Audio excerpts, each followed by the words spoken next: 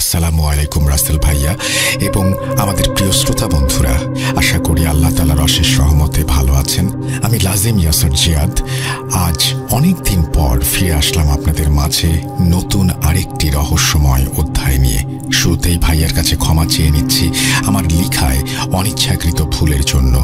প্রিয় লিসেনার্স, আজ যে ঘটনাটি আপনাদের বলতে চলেছি, এই ঘটনা আমার সংগ্রহ করতে হয়নি।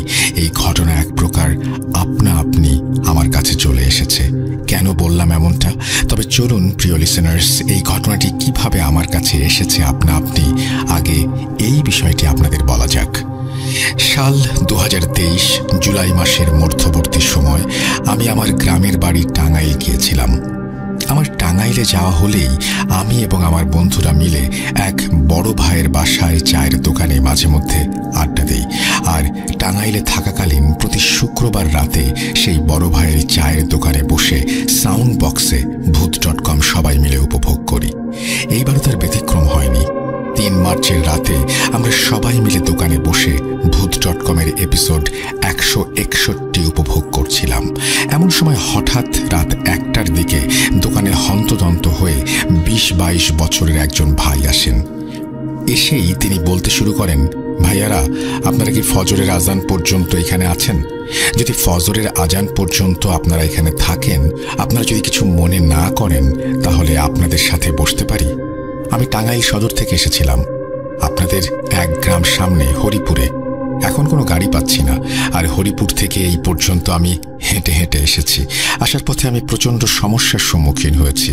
তাই আমি আজ রাতটা যদি আপনাদের সাথে এখানে বসে বসে কাটাতে পারতাম, তাহলে খুবই উপকার হতো আমার। ভাই, না হলে ওরা আমার অনেক বড় ক্ষতি করে ফেলবে। তার এসব কথা শুনে আমরা তাকে বসতে বলি এবং জিজ্ঞেস করি কেন তিনি হরিপুরে এসেছিলেন এবং কারা তার অনেক বড় ক্ষতি করে ফেলতে চায়, তার আসার পথে কি কি সমস্যা হয়েছে। এরপর তিনি বলতে শুরু করেন, ভাই, আমি মোহাম্মদ রবিন আহমেদ। আমার বড় ভাইয়ের একটা সমস্যার জন্য এখানে একজন কবিরাজের কাছে এসেছিলাম। আমার বড় ভাই একজন ব্ল্যাক ম্যাজিশিয়ান ছিলেন। তিনি প্রায় 13 বছর যাবৎ ব্ল্যাক ম্যাজিক ছেড়ে দিয়েছেন। ব্ল্যাক ম্যাজিক ছেড়ে দেওয়ার পর থেকেই শুরু হয় তার জীবনের এক কঠিন পরীক্ষা। আমরা আমাদের সব কিছু হারিয়েছি আমার বড় ভাইয়ের এই পাপের জন্য। এই বলে সেই ভাই কান্নায় ভেঙে পড়েন। কিছুক্ষণ পর তিনি স্বাভাবিক হলে আমি তাকে জিজ্ঞেস করি, ভাই, আপনি যদি কিছু মনে না করেন, তাহলে আপনার বড় ভাইয়ের সম্পূর্ণ ঘটনাটি কি বলবেন? আমি ভূত.com-এ লিখে পাঠাবো। সকল মানুষের এই ব্ল্যাক ম্যাজিকের ভয়ানক পরিণতি সম্পর্কে জানা অনেক দরকার। আপনার বড় ভাইয়ের ঘটনা শুনে অনেকেই এই ভয়ানক পাপ কাজ থেকে সতর্ক হতে পারবেন। আমার এসব কথায় তিনি বলতে শুরু করেন, ভাই, আমাকে ক্ষমা করবেন। আমার বড় ভাই কিভাবে ব্ল্যাক ম্যাজিশিয়ান হয়েছেন এই বিষয়ে আমার কিছুই জানা নেই। ঘটনাটির পরিপূর্ণ অংশ আমি জানি না। কিছু কিছু বিষয় আমি জানি। সম্পূর্ণ ঘটনা শুধুমাত্র আমার বড় ভাই জানেন, আর আমার বড় ভাইয়ের অনুমতি ছাড়া আমি আপনাকে কিছুই বলতে পারবো না, কারণ আমি জেনে শুনে আপনাকে বিপদে ফেলতে পারবো না। আমি এ যাবৎ যে হুজুর কবিরাজকে আমার ভাইয়ের বিষয়ে বলেছি, তারা সবাই আমাকে এর কোনো সমাধান দিতে পারবেন না বলে জানিয়েছেন। এমনকি তারা প্রত্যেকে আমাকে বলেছেন এবং আমার বড় ভাইও আমাকে বলেছেন আমি যেন এই বিষয়ে কোনো অপরিচিত কাউকে কোনো কিছু না জানাই, তাহলে আমি যাকে জানাবো তারও নাকি অনেক বড় বিপদ হতে পারে। আমি আমার বড় ভাইকে গিয়ে এই বিষয়টি জানাবো। তিনি যদি আপনাকে সম্পূর্ণ ঘটনা বলতে রাজি হন, তাহলে আপনি তার কাছে সম্পূর্ণ ঘটনা শুনে নিন। আপনার ফোন নাম্বারটি দিন আমাকে, আমি আমার ফোনে সেভ করে নিচ্ছি। আমি আপনাকে ফোন করে জানাবো। এরপর আমি তাকে আমার নাম্বার দেই। দেখতে দেখতে ফজরের আজান হয়ে যায়। এরপর আমরা সবাই মিলে তাকে বাস স্ট্যান্ডে পৌঁছে দিয়ে আসি। সে চলে যায় বাসায়। যাই হোক, এরপর অতিবাহিত হয় 4 দিন। আমি রবিন ভাইয়ের কথা প্রায় ভুলেই গিয়েছিলাম। এমন সময় রবিন ভাইয়ের সাথে দেখা হওয়ার ঠিক 5ম দিন, অর্থাৎ আমার ফোনে সকাল 11টা নাগাদ একটি কল আসে। অপরিচিত একটি নাম্বার থেকে কলটি রিসিভ করতেই ওপাশ থেকে একজন বলতে শুরু করেন, আসসালামু আলাইকুম ভাই, চিনতে পেরেছেন আমাকে? আমি রবিন আহমেদ। কিছুদিন আগে আপনার সাথে রাতে দেখা হয়েছিল। আমার বড় ভাইয়ের ঘটনা আপনি জানতে চেয়েছিলেন। আমি ভাইয়াকে আপনার বিষয়ে বলেছিলাম, তিনি আপনাকে তার জীবনের সম্পূর্ণ ঘটনা বিস্তারিত বলবেন বলে আমাকে জানিয়েছেন। ভাইয়ার ঘটনাটি শুনতে হলে আপনাকে আমাদের বাসায় আসতে হবে। আপনি আজ বিকেল 5টার আগে আমাদের বাসায় চলে আসুন। আপনি টাঙ্গাইল সদরে এসে আমাকে কল দিয়েন, আমি আপনাকে রিসিভ করব। তার এসব কথা শুনে আমিও রাজি হয়ে যাই। বিকেল 5টা নাগাদ আমি টাঙ্গাইল সদরে পৌঁছে যাই। এরপর রবিন ভাই এসে আমাকে তাদের বাসায় নিয়ে যান। তার বড় ভাইয়ের রুমে আমাকে নিয়ে যান। প্রথমে রুমে প্রবেশ করতেই প্রচণ্ড বাজে একটা দুর্গন্ধ আমার নাকে ভেসে আসে। প্রবেশ করতে আমি দেখি বিছানায় মানব কঙ্কালের মতো একটি জীবন্ত লোক শুয়ে আছে। রবিন ভাইয়ের বড় ভাইকে দেখে আমি একদম বাকরুদ্ধ হয়ে যাই। আমি আমার নিজের চোখকে বিশ্বাস করতে পারছিলাম না। রবিন ভাইয়ের বড় ভাইয়ের মুখে হাতে অসংখ্য ক্ষতের দাগ, কিছু দাগ একেবারে নতুন আর কিছু দাগ একেবারে পুরনো। রবিন ভাইয়ের বড় ভাইকে দেখে আমার মনে প্রচণ্ড অস্থিরতার সৃষ্টি হয়। আমাকে রুমে প্রবেশ করতে দেখে সে বিছানায় উঠে বসে এবং বলে, কি ছোট ভাই, ভয় পাচ্ছ? ভয়ের কিছু নেই।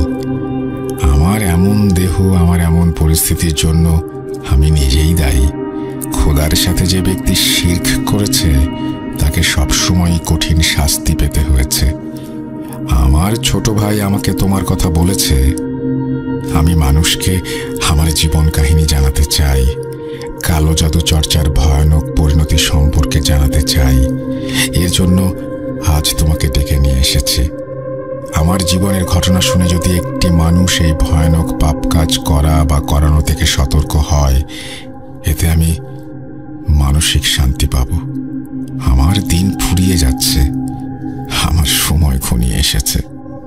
সরকারি চাকরিজীবী হওয়ায় তার বদলি হয়ে যায় চট্টগ্রামে। বাবার বদলি হওয়ায় আমরা সপরিবারে টাঙ্গাইল ছেড়ে চলে আসি চট্টগ্রামে। চট্টগ্রামে এসে আমি নতুন একটি স্কুলের 10ম শ্রেণীতে ভর্তি হই। বেশ ভালোভাবেই আমার 1-2টি করে দিন কেটে যেতে থাকে।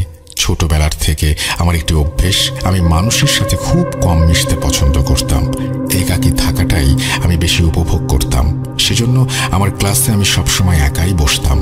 সেদিন সকালে আমি আমার ক্লাসের ঠিক শেষের দিকে একটি বেঞ্চে একাই বসে আছি। এমন সময় আমার পাশে নতুন একজন ছাত্র এসে বসে। আগে কোনোদিন তাকে আমি আমাদের ক্লাসে দেখিনি। সেদিন সেই ছেলেটির সাথে আমার কোনো কথা হয়নি। যাই হোক, এরপর থেকে সেই ছেলেটি আমার পাশেই সবসময় বসতে শুরু করে এবং এভাবেই চলে যায় বেশ কিছুদিন। এতদিনে আমি সেই নতুন ছেলেটির মধ্যে একটি বিষয় খেয়াল করি, সেও ঠিক আমারই মতো। সেও ক্লাসে কারোর সাথে কথা বলতো না, নিজের মতো আপনা আপনি বসে থাকতো। যাই হোক, একদিন সকালে আমি স্কুলে গিয়েছি। ক্লাসরুমে প্রবেশ করে দেখি সেই ছেলেটি বসে আছে তার নির্ধারিত জায়গায়। আমি গিয়ে বসে পড়ি ঠিক ওর পাশের জায়গাটায়। সেদিন আমি ওর সাথে কিছু কথা বলার চেষ্টা করি। শুরুতে আমি ওর সাথে ওর নাম কি জিজ্ঞেস করি এবং ও কোথায় থাকে সেটা জিজ্ঞেস করি। এসব জিজ্ঞেস করে আমি জানতে পারি ওর নাম নরেন দাস। আমাদের বাসা থেকে কিছু দূর গেলেই ওর বাসা। এভাবে ওর সাথে আমার কথা শুরু হয়। কিছুদিনের মধ্যে বেশ ভাব জমে যায় আমাদের মধ্যে। এভাবে অতিবাহিত হয়ে যায় 5 মাস। এতদিনে নরেন হয়ে ওঠে আমার একমাত্র সবচেয়ে প্রিয় বন্ধু। আপনারা হয়তো ভাবছেন আমি আমার বন্ধু নরেনকে নিয়ে এতগুলো কথা কেন বলছি। কারণ এই কালো জাদু নামক ভয়ানক কাজে আমাকে লিপ্ত করেছিল এই নরেন। এই নরেনের জন্য আমি হয়ে উঠেছিলাম একজন পাপী, একজন অনিষ্টকারী, একজন ব্ল্যাক ম্যাজিশিয়ান। কিভাবে হলো এসব? আস্তে আস্তে সবকিছু জানতে পারবেন ঘটনার কোনো একটি অংশে। সেদিন নরেন আর আমি স্কুল ছুটির পর আমাদের স্কুলের মাঠে বসেছিলাম, বিভিন্ন গল্পগুজব করছিলাম। এমন সময় হঠাৎ করে নরেন বলে ওঠে, বন্ধু, ওই যে সামনের দিকে পাশাপাশি 2টো গরু বাঁধা আছে দেখেছো? সেখানে চলো, আমি তোমাকে একটা মজার বিষয় দেখাবো। কি মজার বিষয়? আমি এই প্রশ্ন করলে সে আবারও বলে ওঠে, জাদু। এখন দেখছো না গরু দুটো কি শান্তভাবে ঘাস খাচ্ছে? কিছুক্ষণের মধ্যে দেখবা সেই গরু দুটোর একজন অন্যজনের সাথে মারামারি শুরু করবে। আমি ওর এসব কথার কোনো কিছুই বুঝতে পারছিলাম না, কেমন বোকা বনে যাচ্ছিলাম। বন্ধু, তুমি সব কি বলছো? পাগল হয়ে গেলে নাকি? 2টো গরুই কি শান্তভাবে ঘাস খাচ্ছে, তারা মারামারি করবে কেন? আমার এসব কথায় নরেন বলে ওঠে, আগে চলো সেই গরু দুটোর কাছে গেলেই দেখতে পারবে। এই বলে নরেন টেনে সেই গরুর কাছে আমাকে নিয়ে যায়। আমাকে গরু দুটোর থেকে কিছু দূরে পাশে দাঁড়িয়ে থাকতে বলে। এরপরে সে চলে যায়। নরেন গরু দুটোর সামনে যেতেই সেই গরু দুটো ভয়ানকভাবে লাফাতে শুরু করে। সাথে সাথে নরেন সেই গরু দুটোর মাথায় হাত বোলাতে শুরু করে। মাথায় হাত বোলাতেই এক নিমেষে সেই গরু দুটো একদম আগের মতো খেয়াল করি নরেনের চেহারা দেখে মনে হচ্ছে বিনা শব্দে কিছু একটা পড়ছে সে। আমি ওর সব কাজকর্ম দেখে রীতিমতো অবাক হয়ে ওর দিকে ফ্যাল ফ্যাল করে তাকিয়ে থাকি। হঠাৎ করেই নরেন সব নীরবতা ভেঙে চিৎকার করে বলে ওঠে, বন্ধু তাড়াতাড়ি এখান থেকে দূরে সরে যাও, এখনই শুরু হবে গরু দুটোর যুদ্ধ। এই বলে নরেন আমাকে ধাক্কা দিয়ে দূরে সরিয়ে দেয় এবং নিজেও সেই গরু দুটো থেকে দূরে সরে আসে। আমরা দুজন গরু দুটোর থেকে দূরে সরে আসা মাত্রই সেই গরু দুটো ভয়ানকভাবে লাফাতে শুরু করে এবং একে অপরের সাথে তীব্র মারামারি শুরু করে। আমি সব দৃশ্য দেখে বাকরুদ্ধ হয়ে যাই। নরেন এমন কি করলো যে এই গরু দুটো এমন আচরণ করছে? আমি কোনো হিসাব মেলাতে পারছিলাম না। আমার এই সব ভাবনার মাঝে নরেন বলে ওঠে, কি বন্ধু, বলেছিলাম না জাদু দেখবা? দেখলে? তুমি একটু দূরে দাঁড়িয়ে থাকো, আমি গরু দুটোকে শান্ত করে আসি। এই বলে নরেন গরু দুটোর কাছে যায় এবং গরু দুটোকে উদ্দেশ্য করে চিৎকার করে ধমক দিয়ে ওঠে। নরেনের চিৎকার দেওয়ার সাথে সাথে গরু দুটো এক নিমিষেই একদম শান্ত হয়ে নরেনের দিকে তাকিয়ে থাকে। এরপর নরেন ঠিক আগের মতো আবার গরু দুটোর মাথায় হাত বুলিয়ে দেয় এবং বিনা শব্দে কি যেন পড়ে গরু দুটোর দিকে ফু দিয়ে চলে আসে আমার কাছে। নরেন আমার কাছে চলে আসতেই সেই গরু দুটো আবারও একসাথে মাটিতে ঘাস খেতে শুরু করে, একদম শান্ত তারা। এরপর নরেন আমাকে নিয়ে চলে আসে স্কুলের একটি আম গাছের সামনে। আমি তখনও ভেবে পাচ্ছিলাম না এসব কি হলো, কিভাবে হলো। আমি নরেনকে যে কোনো প্রশ্ন করব আমি সেটাও করতে পারছিলাম না। বাকরুদ্ধের মতো শুধু মনে মনে এসব ভেবেই যাচ্ছিলাম। এমন সময় নরেন আমাকে উদ্দেশ্য করে বলল, কি ভাবছ? এটাই তো আমি কি করে করলাম এবং কিভাবে করলাম। এটাই হচ্ছে জাদু, একেই বলে বশীকরণ জাদু। চলো বন্ধু, আজ তোমাকে একজনের সাথে পরিচয় করিয়ে দেব। এই বলে নরেন আমাকে নিয়ে যায় আমাদের স্কুল থেকে 2 কিলোমিটার দূরে একটি বাড়িতে গিয়ে ঘরের দরজায় কড়া নাড়তেই ঘরের দরজা খুলে বেরিয়ে আসেন একজন মধ্যবয়স্ক ব্যক্তি। তিনি আমাদের দেখে হাসি মুখে আমাদের তার ঘরে প্রবেশ করান এবং মেঝেতে বসতে দেন। এরপর তিনি বলতে শুরু করেন, তুমি কায়কোবাদ, তাই না? আমি রমেশ দাস, নরেনের ছোট চাচা। নরেনের মুখে তোমার কথা শুনেছি, তো আজ কি মনে করে দুজন বন্ধু আমার বাড়িতে এলে? ওনার এই প্রশ্নে নরেন বলে ওঠে, চাচা আপনার শেখানো জাদুর কিছু অংশ বিশেষ আমি আজ কায়কোবাদকে দেখিয়েছি। এইটুকু দেখেই কায়কোবাদ হাঁ হয়ে গিয়েছে। ও এসবের কোনো কুল কিনারা করতে পারছে না। নরেনের মুখে সব কথা শুনে রমেশ চাচা একগাল হেসে ওঠেন, বলেন, তাহলে এই বিষয়? হ্যাঁ, এটা কোনো বিষয় হলো? ওসব কিছুই না, ও যে জাদু। নরেন আমার কাছ থেকে শিখেছে, জাদু দিয়ে অনেক কিছু করা যায়। কে শিখতে চাও? রমেশ চাচার সব কথা শুনে আমার মনে এই জাদুবিদ্যা শেখার আগ্রহ জন্মে যায়। আমি আর 7-5 কোনো কিছু না ভেবে রমেশ চাচাকে বলি, তাহলে চাচা আজ থেকে আমাকেও আপনি জাদু শেখাবেন? আমি নরেনের মতো জাদু শিখতে চাই। আমার এই কথা শুনে রমেশ চাচা বলতে শুরু করেন, হ্যাঁ অবশ্যই তোমাকে আমি জাদু শেখাবো, তবে জাদু শিখতে হলে তোমাকে অনেক কিছু ত্যাগ করতে হবে। একটা সময় গিয়ে তোমাকে অনেক বড় একটা কিছুর পরীক্ষার সম্মুখীন হতে হবে। পারবে তো সবকিছু মেনে নিতে? রমেশ চাচার এইসব কথা শুনে আমি কোনো কিছু না ভেবে তাকে বলে দেই, এই জাদু শিখতে হলে আমাকে যা যা করতে হবে আমি সবকিছুই করতে রাজি আছি। এই কথাটি বলার মাধ্যমে আমি আমার জীবনের এক ভয়ানক ভুল করে বসি।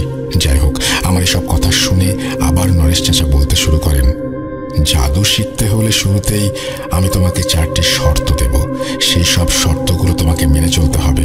প্রথম শর্ত, তোমাকে তোমার ধর্ম ত্যাগ করতে হবে। দ্বিতীয় শর্ত, তোমাকে তোমার পরিবার ত্যাগ করে আমার সাথে অন্য একটি জায়গায় চলে যেতে হবে কিছুদিনের জন্য। তৃতীয় শর্ত, বিভিন্ন অমানবিক কাজে তোমাকে লিপ্ত হতে হবে। কাজগুলো থেকে পিছু হটার কোনো সুযোগ নেই। চতুর্থ শর্ত, জাদুর কাজ শিখতে গিয়ে কোনো প্রকার ভালোবাসা, ঘৃণা, মায়া, সহানুভূতি এসব কোনো অনুভূতি নিজের মধ্যে পোষণ করা যাবে না। এখন আমি আমার এই 4টি শর্তের কারণগুলো তোমাকে বলছি, খুবই ভালোভাবে শুনবে। প্রথম শর্তের কারণ, কোনো ধর্মের মধ্যে থেকে তুমি কখনোই জাদুবিদ্যায় পারদর্শী হতে পারবে না। জাদুবিদ্যার অনেক কাজ নির্দিষ্ট কোনো ধর্মের মধ্য থেকে করা সম্ভব না, এজন্য তোমাকে ধর্ম ত্যাগ করতে হবে। দ্বিতীয় শর্তের কারণ হচ্ছে, এই এলাকা থেকে জাদুবিদ্যার কাজ সাধন করা খুবই কঠিন। এই এলাকায় থাকলে আমাদের অনেক কাজে বিঘ্ন ঘটবে। যখন তুমি আমার সাথে চলে যাবে এই স্থান ছেড়ে, তখন তোমার মনে তোমার পরিবারের জন্য একটা পিছুটান কাজ করবে।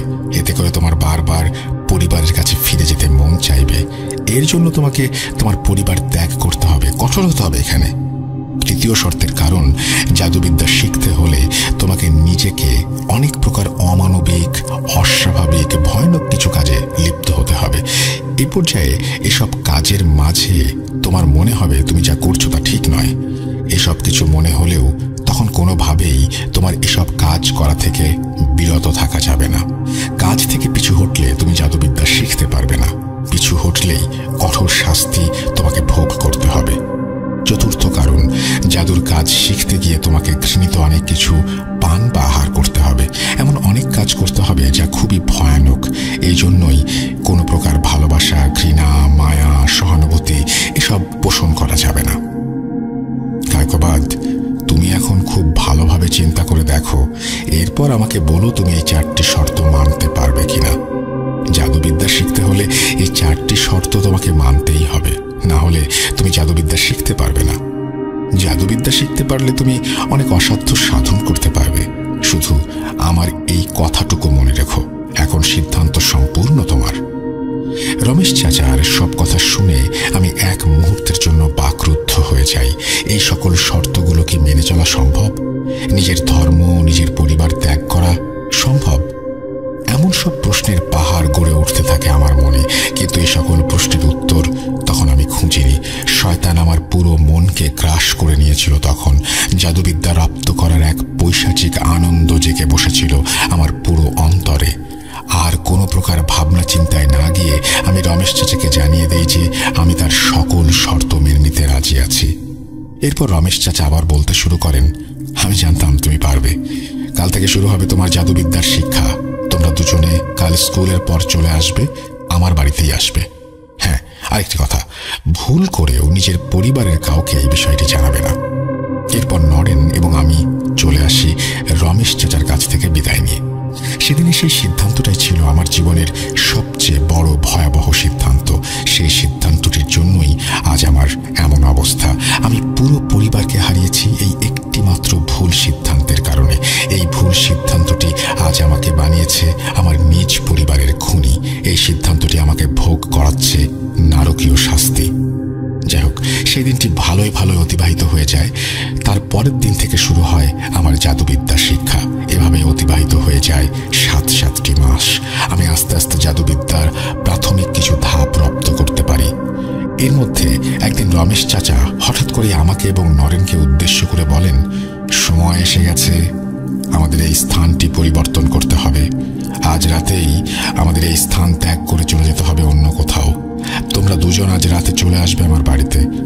আর একটি কথা খুবই ভালোভাবে মনে রাখবে, তোমরা কোনোভাবেই যেন নিজের পরিবারের কাছে ধরা না পড়ে যাও। কেউ যেন বিষয়টি না জানে।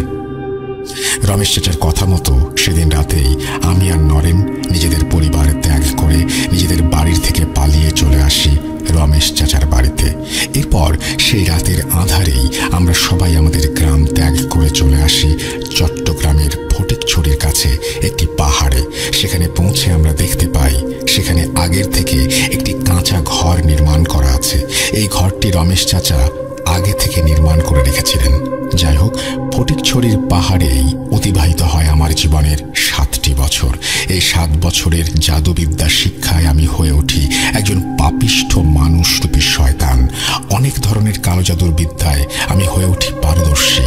এই 7 বছরে আমি রপ্ত করি সর্পি চালান জাদু, মরণীকরণ জাদু, বশীকরণ জাদু, দৃষ্টিভ্রম জাদু, আত্মা আবদ্ধীকরণ জাদু, প্রেত সাধনা, এছাড়াও আরো অনেক কিছু। সাল 1993। একদিন খুব হঠাৎ করে রমেশ চাচা আমাকে ডেকে বলেন, এখন সময় এসে গিয়েছে তোমার আমার থেকে আলাদা হওয়ার। জাদুবিদ্যায় তুমি এখন পারদর্শী। এখন তুমি চলে যাও আমার থেকে দূরে এবং তোমার বিদ্যার চর্চা করো। মনে রাখবে, জাদুবিদ্যার মাধ্যমে মানুষের উপকার সাধনে কোনো কাজ করবে না, কারণ মানুষের উপকারে যদি তুমি কাজ করো তাহলে তুমি তোমার প্রাপ্য মূল্যায়ন পাবে না এবং অর্থ উপার্জন করতে পারবে না। তুমি সর্বদাই এই জাদুবিদ্যার মাধ্যমে মানুষের ক্ষতি সাধনের কাজ করবে, তাহলেই তুমি তোমার প্রাপ্য মূল্যায়ন এবং অর্থ দুটোই উপার্জন করতে পারবে। আর আমার এবং নরেনের চিন্তা করবে না। থেকে আলাদা হওয়ার সময় এখনো আসেনি। আমার তোমাকে যদি কোনোদিন দরকার হয় ডেকে নেব। রমেশ চাচার কথা শুনে আমি প্রচন্ড কষ্ট পাই। এতগুলো বছর আমি তার সাথে কাটিয়েছি। আমি সে সময় তাকে অনেকবার বলেছি আমি দূরে কোথাও যেতে চাই না, কিন্তু সে সময় তিনি আমার একটি কথাও শোনেননি। যাই হোক, এর পর দিন রমেশ চাচা আমাকে নিয়ে রেখে আসেন ফটিকছড়ির নাজিরহাট শহরে, এবং তিনি আমার থাকা খাওয়ার ব্যবস্থা করে দেন এক বন্ধুর বাড়িতে। এরপর ধীরে ধীরে সেই এলাকায় আমার নাম বিস্তার লাভ করতে থাকে। বিভিন্ন মানুষ তাদের বিভিন্ন ঘৃণিত কাজ নিয়ে আমার কাছে আসতে শুরু করে। আমি তাদের সকল কাজ করে দিতে শুরু করি অর্থের বিনিময়ে। আমি আমার এই ভয়ানক বিদ্যার মাধ্যমে মানুষের ক্ষতি সাধনের কাজ করতে থাকি একটার পর একটা। ধীরে ধীরে আমার পুরো জীবন ধাবিত হতে থাকে ধ্বংসের দিকে। আমি হয়ে উঠি একজন মানুষরূপী শয়তান। কিন্তু সেই সময় আমার মধ্যে এসব কোনো চিন্তাই আসেনি। সে সময় শয়তান আমার পুরো শরীরকে গ্রাস করে রেখেছিল। এভাবেই অতিবাহিত হয়ে যায় একটি বছর। এই এক বছরের মধ্যে আমি আমার এই ভয়ানক বিদ্যার মাধ্যমে শুধুমাত্র দুটি উপকারের কাজ করি, আর সবগুলো কাজ করি মানুষের ক্ষতি সাধনে। আমার করা এই দুটি উপকারের জন্য আজ আমি পাপ থেকে বের হতে পারছি। এই দুটি উপকার আজ আমাকে পাপ মুক্ত করেছে। এই বলেই কায়কোবাদ ভাই হঠাৎ করেই চমকে ওঠেন। হঠাৎ করেই তার চোখে মুখে ফুটে ওঠে এক ভয়ানক ভয়ের ছাপ। তিনি ভয়ার্ত স্বরে হন্তদন্ত হয়ে বলে ওঠেন, তোমরা তাড়াতাড়ি এই রুম থেকে বেরিয়ে যাও। ছোট ভাই, তুমি কালকে আবার এসো ঘটনার বাকি অংশ শুনতে। কাল তোমাকে বলবো। রবিন, তুমি ছোট ভাইকে নিয়ে এখন এই রুম থেকে বেরিয়ে যাও। এরপর রবিন ভাই আর আমি রুম থেকে বেরিয়ে আসি। আমরা রুম থেকে বেরিয়ে আসতেই কায়কোবাদ ভাই তার রুমের দরজা ভেতর থেকে লাগিয়ে দেন। রুমের দরজা ভেতর থেকে লাগানোর সাথে সাথে রুমের ভেতর থেকে ভেসে আসতে থাকে কায়কোবাদ ভাইয়ের একের পর এক ভয়ানক চিৎকার, আর্তনাদ। সেদিন আমি পেয়েছিলাম আমার জীবনের সর্বোচ্চ ভয়। কায়কোবাদ ভাইয়ের চিৎকারের শব্দ আমার রুহ কাঁপিয়ে দিয়েছিল। এমন সময় হঠাৎ করে রবিন ভাই আমার হাত ধরে টেনে বাসার মেইন রোডে আমাকে নিয়ে আসে এবং আমাকে উদ্দেশ্য করে বলে, ভাই, আপনাকে কল করলে আপনি দয়া করে আগামীকাল আবার আসবেন, আর এখনই এখান থেকে চলে যান। আমি অত্যন্ত দুঃখিত এই সকল কিছুর জন্য। এই বলে তিনি আমাকে বিদায় দিয়ে হন্তদন্ত হয়ে বাসার মেইন ডোর লাগিয়ে দেন। হঠাৎ কি হলো আমি কিছুই বুঝতে পারছিলাম না। এরপর আমি চলে আসি সেখান থেকে আমার বাসায়। সে রাতে আমি এক ফোঁটা ঘুমোতে পারিনি। কেমন যেন এক অজানা অস্থিরতা আমার পুরো শরীরকে গ্রাস করছিল বারবার। হঠাৎ কেন কায়কোবাদ ভাইয়ের মুখে ভয়ের ছাপ ফুটে উঠল? ঘটনা বলতে বলতে হঠাৎ কেন তিনি থেমে গেলেন? তিনি কেন এভাবে রুম থেকে চিৎকার করে হাহাকার করে উঠলেন? তার এই পাপ কর্মের ফলে কিভাবে তার নিজ পরিবারের সকলকে তিনি হারালেন? তিনি কিভাবে এই কালো জাদু নামক পাপ থেকে বেরিয়ে আসলেন? বারবার আমার মন শুধু এই অজানা প্রশ্নগুলোর উত্তর খুঁজে যাচ্ছিল। যাই হোক, পরদিন সকাল 11টা নাগাদ রবিন ভাই আমাকে কল করেন এবং যত তাড়াতাড়ি সম্ভব তাদের বাসায় যেতে বলেন। এরপর আমি প্রায় 12টা নাগাদ ওনাদের বাসায় পৌঁছে যাই। ওনাদের বাসায় প্রবেশ করতেই তিনি আমাকে নিয়ে যান কায়কোবাদ ভাইয়ের রুমে। কায়কোবাদ ভাইয়ের রুমে প্রবেশ করতেই আমি যা দেখতে পাই সেটা দেখে আমি এই ঘটনা শোনার ইচ্ছাই হারিয়ে ফেলি। প্রচণ্ড ভয় আমার মনে জেগে বসে। গতকাল যে মানুষটাকে মোটামুটি ভালো দেখে গেলাম, আজ সেই মানুষটার একই অবস্থা। কায়কোবাদ ভাই লুঙ্গি পরে খালি গায়ে বিছানায় শুয়ে আছেন। তার শরীর যতদূর দেখা যাচ্ছে প্রতিটি জায়গায় বড় বড় তাজা কামড়ের দাগ, বড় বড় আঁচড় তার সারা শরীর জুড়ে ছড়িয়ে পড়েছে। একই ভয়ানক অবস্থা। যাই হোক, কায়কোবাদ ভাই আমাকে দেখে শোয়া থেকে উঠে বসার চেষ্টা করেন, কিন্তু তিনি ব্যর্থ হন। এরপর তিনি শুয়ে শুয়েই বলতে শুরু করলেন, ভাই, তুমি আমার এই অবস্থা দেখে ভয় পাচ্ছ, অবাক হচ্ছ, তাই না? অবাক হওয়ার কিছু নেই। এই সকল কিছু আমার পাপের ফল। আমার এই জীবনে খোদার সাথে শিরক করাটা খুবই শাস্তিযোগ্য একটা অপরাধ হয়েছে। ওরা প্রতি 13 দিন অন্তর অন্তর আসে আমার কাছে এবং আমাকে এই শাস্তিটি দিয়ে চলে যায়। ওদের আসার সময় হলে আমি বুঝতে পারি। এই জন্যই আমি গতকাল তোমাকে রুম থেকে তাড়াহুড়ো করে বের করে দেই। এখন তুমি ভাবছো ওরা কারা? বলবো সবকিছু একে একে। গতকাল কোথায় যেন শেষ করেছিলাম ঘটনাটি? ও হ্যাঁ, মনে পড়েছে। আমার করা দুটি উপকার যার মাধ্যমে এই পাপ থেকে আমি বের হতে পেরেছিলাম। তাহলে শোনো সেই দুটি উপকারের বর্ণনা। প্রথম উপকার, ফিরে আসছিলাম। এমন সময় আমি চাঁদের আলোয় দেখতে পাই রাস্তার মাঝে 4টি কালো বিড়াল একটি সাদা বিড়ালকে ভয়ানকভাবে আঘাত করছে। এ দৃশ্য দেখার সাথে সাথে আমি বুঝতে পাই সেই সাদা বিড়ালটি একটি ভালো জিন এবং তাকে আঘাত করছে যে 4টি বিড়াল তারা খারাপ জিন। সে সময় হঠাৎ করেই আমার মনে কেন জানি দয়া চলে আসে সেই সাদা বিড়ালটির জন্য। এরপর আমি 7-5 না ভেবে সেই 4টি জিনকে আমার বিদ্যার সাহায্যে বন্দি করে ফেলি সেখানে থাকা একটি গাছের সাথে। এমন অবস্থায় সাথে সাথে সেখান থেকে সেই সাদা বিড়ালটি পাশের ঝোপে লাফ দিয়ে চলে যায়। এরপর সেই 4টি জিনকে আমি বন্দি করে নিজের সাথে করে নিয়ে আসি। বাড়ি ফিরে আমি রাতের খাবার খেয়ে সাধনায় বসেছি। এমন সময় হঠাৎ করেই আমার জানলা দিয়ে প্রবেশ করে একটি সাদা ধোঁয়া। সেই ধোঁয়াটি ঘরে প্রবেশ করেই একটি মানুষের অবয়বে পরিণত হয় এবং আমাকে উদ্দেশ্য করে কথা বলতে শুরু করে। আসসালামু আলাইকুম, আপনাকে অসংখ্য ধন্যবাদ। আল্লাহ তাআলার অশেষ রহমতে আপনি আমাকে আজ রক্ষা করেছেন। আমি আপনার প্রতি কৃতজ্ঞ। আমি একজন বীর জিন। আমার নাম মেহলান তেফাতাজ। আমার কাজ বিভিন্ন তথ্য সংগ্রহ করা। আমি আজকে একটি কাফির জিন জাতির সম্পর্কে তথ্য সংগ্রহ করতে গিয়েছিলাম। তাদের এলাকায় প্রবেশ করতেই তারা আমাকে ধরে ফেলে এবং অত্যাচার করতে শুরু করে। এর মধ্যে আপনি সেখানে আসলেন। আল্লাহ তাআলার রহমতে এবং আপনার ওসিলায় আজ আমি বেঁচে ফিরলাম। আপনার যদি আমাকে কোনোদিন প্রয়োজন হয় তাহলে আমাকে ডাকবেন। আমি আপনার সাহায্য করার চেষ্টা করব। আর আপনাকে আমি একটি কথাই বলতে চাই, আপনি আপনার এই বিদ্যা মানুষের ক্ষতি সাধনের কাজে না লাগিয়ে মানুষের উপকারের কাজে লাগানোর চেষ্টা করবেন, তাতেই আপনার মঙ্গল হবে। এই বলে সেই জিনটি আবার সাদা ধোঁয়ার মতো মিলিয়ে গেল। দ্বিতীয় উপকার, সময়টা বিকেলের দিকে। আমি সেদিন ঘরে শুয়েছিলাম। হঠাৎ করে আমি শুনতে পাই আমার ঘরের বাইরে থেকে কে যেন আমাকে ডাকছে। ডাক শুনতে পেয়ে আমি ঘর থেকে বাইরে বের হয়ে এসে দেখি একজন যুবক দাঁড়িয়ে আছে। আমাকে বেরিয়ে আসতে দেখে সে হন্তদন্ত হয়ে আমার কাছে আসে। ভাইজান, আমার নাম রবিন, তাড়াতাড়ি চলুন আমাদের বাড়িতে। আমার বড় বোনের খুবই অস্বাভাবিক অবস্থা, কেমন যেন আচরণ করছে। আমার বোনের অবস্থা ভালো নয়। এই পৃথিবীতে আমার বোন ছাড়া আর কেউ নেই। আপনি আমার বোনকে বাঁচান। রবিনের সব কথা শুনে আমি তার সাথে তখনই তার বাড়িতে চলে যাই। ওদের বাড়িতে গিয়ে আমি দেখতে পাই খুবই মায়াবী চেহারার একটি মেয়ে বিছানায় শুয়ে আছে। আমাকে দেখা মাত্রই মেয়েটি বিছানায় ছটফট করতে শুরু করলো। মেয়েটিকে দেখা মাত্রই আমি বুঝতে পারি ওকে তুচ্ছ একটি মেছো জিন আসর করেছে। এরপর সেই জিনকে বন্দি করে মেয়েটিকে ঝাড়ফুঁক করে চলে আসি। আমার এই পাপিষ্ঠ বিদ্যা দিয়ে শুধুমাত্র এই 2টি উপকার আমি করেছিলাম। এখন প্রশ্ন হচ্ছে, এই 2টি উপকার কিভাবে এই পাপকে মুক্ত হতে সাহায্য করলো? তুমি এতক্ষণ নিশ্চয়ই একটি বিষয় লক্ষ্য করেছ। বিষয়টি হচ্ছে, আমি আমার করা দ্বিতীয় উপকারে রবিন নামক একজনের কথা উল্লেখ করেছি। সেই রবিন আর কেউ না, এই যে এখন তোমার সামনে বসে আছে, এটি হচ্ছে সেই রবিন। রবিন হচ্ছে আমার শ্যালক।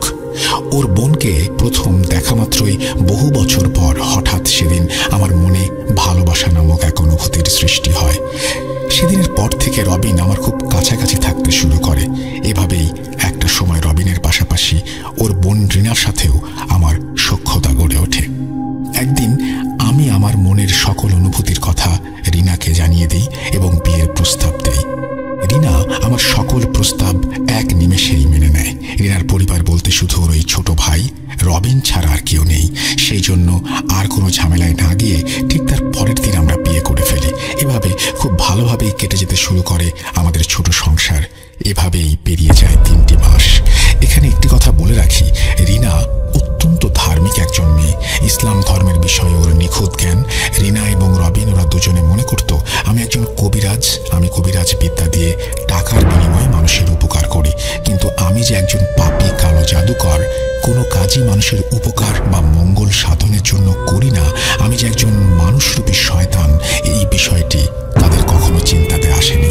তবে রিনার আমার প্রতি এই ভুল ধারণাটি বদলে যায় একদিন। সেদিন রাতে আমি আমার কাজ শেষ করে বাসায় ফিরে সবে বিছানায় বসেছি। এমন সময় রিনা মলিন চেহারা নিয়ে আমার কাছে এসে বসে। হঠাৎ করেই ও আমাকে জড়িয়ে ধরে ফুঁপিয়ে কাঁদতে শুরু করে। কি হয়েছে জিজ্ঞেস করতেই ও কান্না জড়িত কণ্ঠে বলতে থাকে, আমি আজ তোমার কক্ষে গিয়ে যা যা দেখেছি সেসব দেখে আমার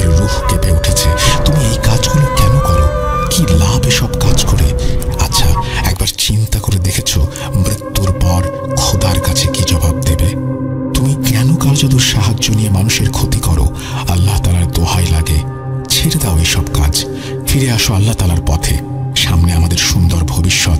আমি তোমাকে ভালোবাসি, আমি তোমাকে হারাতে চাই না। এই কাজগুলো তুমি যদি ছেড়ে দিতে না পারো তাহলে তুমি আমাকে ছেড়ে দাও। এই বলে রিনা অঝরে কাঁদতে শুরু করে। রিনার মুখে সব কথা শুনে আমার মাথায় আকাশ ভেঙে পড়ার উপক্রম হয়। রিনাকে আমি খুবই কড়াভাবে নিষেধ করেছিলাম আমার সাধনার ঘরে প্রবেশ করতে। রিনা কোনোদিন আমার সাধনার কক্ষে প্রবেশ করেনি। আজ হঠাৎ ওর এমন কি হলো যে ও আমার কক্ষে প্রবেশ করলো? আমি বাকরুদ্ধ হয়ে এসব চিন্তা করতে থাকি। এমন সময় রিনা কান্না থামিয়ে আবার বলতে শুরু করে, আমার উপর খুব রাগ হচ্ছে তাই না? তোমার কড়া নিষেধ থাকার পরেও আমি তোমার কক্ষে কেন প্রবেশ করলাম? মেহলান সিফাতাজ, এই নামটি তোমার মনে আছে? যার জীবন রক্ষা করেছিলে তুমি, উনি আমাকে তোমার সব কাজের কথা বলেছেন। অনেকদিন যাবৎ তিনি আমার স্বপ্নে এসে আমাকে বারবার এই সকল বিষয়ে বলছিলেন। বিষয়টা নিছক স্বপ্ন ভেবে বারবার আমি ভুলে গিয়েছি, কিন্তু আজকে তিনি নিজে সশরীরে আমার সামনে হাজির হয়ে এই সকল বিষয় আমাকে জানিয়েছেন এবং তোমার কক্ষে গিয়ে এই সব কিছুর প্রমাণ নিজ চোখে দেখে আসতে বলেছেন। তুমি আমার বা ওনার ওপর রাগ করো না। যেটা করে আসছো এর পরিণতি খুবই খারাপ। আমার জন্য, আমাদের সুন্দর ভবিষ্যতের জন্য, আমাদের ভালোবাসার জন্য এই পাপ থেকে তুমি নিজেকে মুক্ত করো। কি পারবে না? এরপর রিনা আমাকে এই পাপ সম্পর্কে অনেকগুলো হাদিস বলতে শুরু করে। আমি বাকরুদ্ধ হয়ে ওর প্রতিটি কথা মনোযোগ দিয়ে শুনতে থাকি। সে রাতে হয়তো আল্লাহ তাআলার রহমত আমার উপর বর্ষিত হয়েছিল। রিনার বলা হাদিস শুনে আমার রূহ কেঁপে উঠেছিল। খোদার ভয়, পরকালের ভয় আমার পুরো অন্তরকে গ্রাস করছিল। সে রাতে আমি মনস্থির করি এই সকল পাপ কাজ থেকে আমি নিজেকে চিরতরে সরিয়ে নেব। রিনাকে সে রাতে আমি প্রতিশ্রুতি দেই এই পাপ কাজ আমি ছেড়ে দেব। হ্যাঁ, ঠিক তার পরদিন এসব পাপ কাজ আমি ঠিকই ছেড়ে দিই চিরতরে। তবে এসব পাপ কাজ ছেড়ে দেবার আগে একটি কাজ আমি করি। সেই একটি কাজ আমার পুরো পরিবারকে কেড়ে নেয়। সেই একটি কাজের জন্যই আজ আমাকে এমন শাস্তি ভোগ করতে হচ্ছে। আফসোস হয় আমার এখনো, সেদিন যদি আমি রিনার কথা শুনতাম তাহলে হয়তো আমার পুরো পরিবার আমার কাছে থাকতো। পরদিন সকালে আমি ঘুম থেকে উঠে সবে সকালের খাবার খেয়েছি। এমন সময় খুব হঠাৎ করেই আমার বাড়িতে এসে হাজির হন আমার গুরু রমেশ চাচা। ওর নাম মনে পড়লে এখন আমার ঘৃণা হয়। যাই হোক, আমার বাড়িতে এসেই তিনি আমাকে উদ্দেশ্য করে বলতে শুরু করেন, বাবা কায়কোবাদ, ভুলে গেলি তোর গুরুকে? শুনলাম বিয়ে করেছিস, আমাকে একবার খবরও তো দিলি না। তোর তো এখন আমাকে আর দরকার পড়ে না রে বাবা, কিন্তু আজ আমার খুবই দরকার তোকে। বাবা, আমার একটি কাজ আজ তোকে করে দিতে হবে।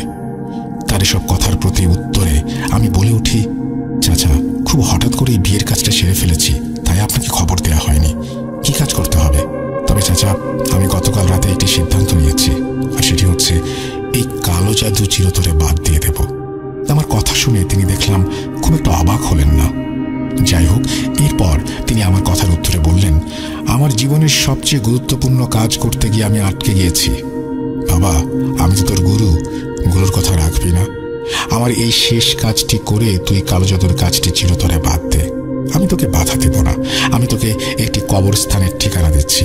আজ রাতে তুই সেই কবরস্থানে গিয়ে আমি তোকে একটি কবর দেখিয়ে দেব। সেই কবরের লাশের মাথা এবং 2 হাতের কনিষ্ঠ আঙুল কেটে নিয়ে এসে দিবি। আমি তোকে অনুরোধ করছি, আমার এই শেষ কাজ তুই করে দে। আমি নরেনকে পাঠিয়েছি অন্য একটি কাজে, না হলে তোর এই কাজটি করতে হতো না।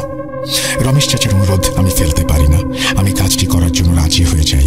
এরপর রমেশ চাচা আমার বাড়ি থেকে চলে যান। রাতে আমাকে নিতে আসবেন বলেন, কিন্তু রিনা আমাকে কোনোভাবেই সেই কাজটি করতে দিতে চাচ্ছিল না। এরপর আমি রিনাকে অনেকবার বুঝিয়ে রিনাকে কথা দেই এটি আমার জীবনে শেষ কাজ। যাই হোক, সন্ধ্যা গড়িয়ে রাত 10টা নাগাদ রমেশ চাচা আমাদের বাড়িতে আসেন আমাকে নিতে। এরপর আমি বেরিয়ে পড়ি তার সাথে। কিছুক্ষণের মধ্যে আমরা পৌঁছে যাই একটি পারিবারিক কবরস্থানে। কবরস্থানে পৌঁছে আমি চিনতে পারি এটি কাদের পারিবারিক কবরস্থান। এই কবরস্থানটি হচ্ছে একজন কবিরাজের পারিবারিক কবরস্থান। সেই কবিরাজটি এই 10 কি 12 দিন আগে মারা গিয়েছেন। যাই হোক, একসময় রমেশ চাচা আমাকে সেই কবিরাজের কবর দেখিয়ে বলেন সেখান থেকে সেই জিনিসগুলো নিয়ে আসতে হবে। আমি সময় নষ্ট না করে কবর খুঁড়ে কবিরাজের লাশের থেকে তার মাথা এবং 2 হাতের কনিষ্ঠ আঙ্গুল কেটে নিয়ে আসি। কবরটি আবারও ঠিকঠাক করে রমেশ চাচার কাছে এসে তাকে জিনিসগুলো বুঝিয়ে দেই। এরপর রমেশ চাচার থেকে আমি বিদায় নিয়ে চলে আসি বাসায়। ওই রাতের পর আমি এই পাপ কাজ চিরকালের জন্য ছেড়ে দেই। পরের দিন শুক্রবার আমি কালেমা পড়ে দিনের পথ ইসলামে ফিরে আসি। এর কিছুদিন পর আমি আমার পরিবারের সাথে যোগাযোগ করতে সক্ষম হই। এরপর এই এলাকা ছেড়ে রিনা এবং রবিনকে নিয়ে চলে যাই আমার পরিবারের কাছে টাঙ্গাইলে। ধীরে ধীরে আমার জীবন খুবই আনন্দে কাটতে থাকে। আমি বড় একটি মুদিখানার দোকান দেই। খুব ভালো আয় রোজগার শুরু হয়ে যায়। এক কথায় পরিবার নিয়ে খুব আনন্দের সময় কাটছিল আমার। এভাবেই দেখতে দেখতে কেটে যায় প্রায় 2টি বছর। আমি ধীরে ধীরে ভুলে যাই আমার সেই পাপী বিদ্যা, আমি ভুলে যাই আমার সেই পাপের জীবন। আমি উপভোগ করতে থাকি শুধু আমার এই আনন্দের জীবন।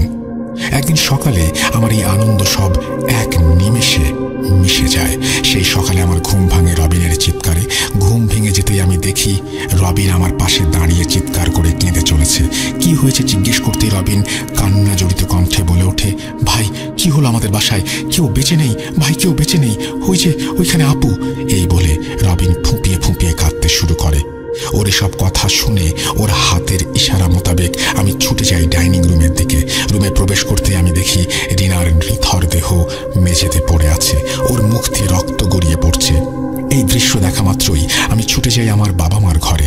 বাবা মার ঘরে প্রবেশ করা মাত্রই আমি দেখি মা বাবার নিথর দেহ পড়ে আছে বিছানায়। তাদের দুজনের মুখ দিয়েও রক্ত গড়িয়ে পুরো বিছানা মাখামাখি। এক নিমেষেই আমার পুরো পৃথিবীর আনন্দ শেষ হয়ে যায়। আমার জীবনে নেমে আসে অন্ধকার। আমার পরিবারের সকলকে হারিয়ে আমি হয়ে যাই এতিম। আমি কিছুই বুঝে উঠতে পারছিলাম না কেন এমন হলো। হঠাৎ কিছুক্ষণ পর বাসায় পুলিশ এসে আমার মা বাবা এবং আমার রিনাকে নিয়ে যায়। পোস্টমর্টম করে জানতে পারে তাদের শরীরের প্রতিটি গুরুত্বপূর্ণ অর্গান পচে সেখানে পোকা হয়ে গেছে। এসব শুনে আমি বুঝতে পারি আমার করা কোনো এক পাপ কাজের শাস্তি হিসেবে আমার পুরো পরিবার আমি হারিয়ে ফেলেছি। এমন অস্বাভাবিক অবস্থা দেখে পুলিশ কোনো তদন্ত না করে লাশ আমাকে হস্তান্তর করে। আমার পরিবার হারিয়ে আমি হয়ে যাই একদম একা। আমার কাছের মানুষ বলতে শুধু রবিন। হঠাৎ এমন কেন হলো এর কারণ আমি খুঁজে বের করতে চাই না, কারণ এসব কারণ খুঁজতে গেলে আমাকে আবার জড়াতে হবে সেই পাপে। এভাবে অতিবাহিত হয়ে যায় প্রায় 2 বছর। 2 বছর পর রাতে আমি আমার ঘরে ঘুমিয়ে আছি। এমন সময় হঠাৎ আমার গলায় প্রচণ্ড চাপ অনুভব করি। সাথে সাথে আমার চোখ খুলে যায়। চোখ খুলতে আমি দেখতে পাই অনেকগুলো কালো ছায়া আমার সামনে দাঁড়িয়ে আছে। হঠাৎ করে সেই ছায়াগুলো আমার উপর ঝাঁপিয়ে পড়ে এবং আমি অনুভব করতে শুরু করি আমার পুরো শরীরে কামড়ের তীব্র যন্ত্রণা। প্রায় 10 মিনিট এভাবে আমি সহ্য করতে থাকি তীব্র যন্ত্রণা। 10 মিনিট পর সবকিছুই শান্ত হয়ে যায় এবং সেই ছায়াগুলো আমার চোখের সামনেই মিলিয়ে যেতে শুরু করে। এখন এভাবেই চলছে আমার জীবন। গতকাল সেই ছায়াগুলো এসেছিল আমার কাছে আমাকে শাস্তি দিতে। তারা প্রতি 23 দিন পর পর আমাকে এভাবে শাস্তি দিতে আসে। আমি কেন পুরো পরিবার হারালাম, কারা আমাকে এভাবে অমানবিক নির্যাতন করে, এই বিষয়টি এভাবে অজানা থেকে যাবে না। যখন সেই কালো ছায়াগুলো প্রথম এভাবে নির্যাতন করলো তার ঠিক 3 বছর পর সে রাতেও আমি বিছানায় ঘুমিয়ে আছি। এমন সময় হঠাৎ আমার ঘুম ভেঙে যায় এবং একটি সালামের শব্দেই আমার ঘুম ভাঙে। চোখ খুলতে আমি দেখতে পাই মেহলান সিফাত আজ তিনি আমার সামনে দাঁড়িয়ে আছেন। কিন্তু একই অবস্থা, তাকে খুবই রোগা জীর্ণ শীর্ণ দেখাচ্ছে। আমাকে চোখ খুলতে দেখে সে আমাকে উদ্দেশ্য করে বলতে শুরু করে, গতকাল আমি আমার বন্দি দশার থেকে মুক্তি পেয়েছি। আমার এই এতগুলো বছর বন্দি অবস্থায় থাকার জন্য দায়ী আপনার ওস্তাদ রমেশ। আপনার পরিবারের সদস্যদের মৃত্যুর কারণ এই রমেশ একটা শয়তান। নিজের কাজ হাসিলের জন্য ওর ভাতিজা এবং আপনাকে এই কালো জাদুর শিক্ষা দিয়ে আপনাদের দুজনকে কালো জাদু বিদ্যায় সিদ্ধহস্ত করেছে। কারণ রমেশ শয়তানের সাথে সরাসরি যোগাযোগ স্থাপন করতে চেয়েছিল।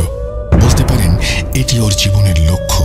শয়তানের সান্নিধ্য হাসিলের প্রথম ধাপ হলো সায়াকিন ফায়দানের সান্নিধ্য হাসিল করা।